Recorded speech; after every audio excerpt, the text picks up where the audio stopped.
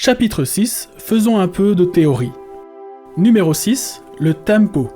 Le tempo est la vitesse à laquelle vous allez enchaîner les temps, et donc les mesures. Ce rythme se compte en BPM, beats per minute ou battements par minute en français. Les beats se disent aussi pulsations. Vous avez donc un nombre de temps par minute.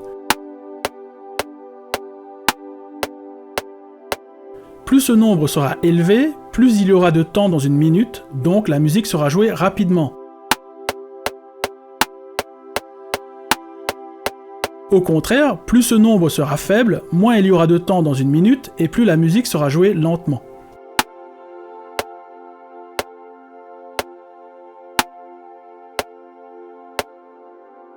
La vitesse à laquelle est jouée une musique peut radicalement changer le feeling du morceau. C'est pour cela que les genres musicaux ont en général une plage de tempo qui leur donne leur groove particulier. Mais rien ne vous empêche de sortir de ces tempos de base. Certaines fois cela fonctionnera bien, mais d'autres fois cela cassera totalement le groove et le rendra soit très mou, car trop lent, soit très flou, car trop rapide.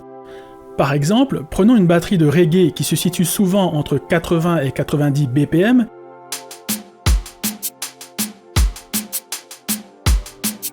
et poussons-le à 160 BPM.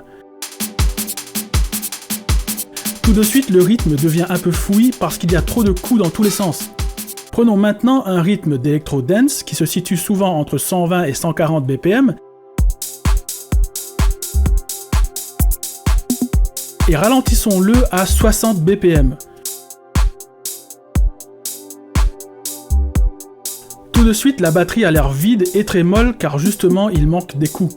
Même si ce rythme de batterie pourrait tout à fait convenir pour un autre genre que de l'électro-dance. Bien sûr, vous pouvez complètement accélérer ou ralentir un rythme et y ajouter ou enlever des coups pour le rendre plus compréhensible dans le tempo que vous avez choisi. Expérimentez, c'est la clé pour trouver votre propre style. Voilà, nous avons enfin fini la partie sur la théorie. Gardez en tête que les principes que j'ai abordés dans cette série de vidéos sont une simplification du solfège pour vous permettre de comprendre rapidement la théorie. Si votre but est de connaître à fond cette théorie ou d'écrire vos musiques sur des partitions, alors je vous conseillerais d'apprendre le solfège plus en profondeur pour que vos partitions soient lisibles par d'autres musiciens. Si vous avez aimé cette vidéo, vous pouvez la partager pour aider à la faire connaître et me soutenir dans mon initiative de mettre en ligne gratuitement une formation pour vous apprendre à créer votre propre musique. Et surtout, abonnez-vous pour voir toutes les vidéos de la formation à venir. Rendez-vous la semaine prochaine pour la vidéo consacrée à la tension et la résolution.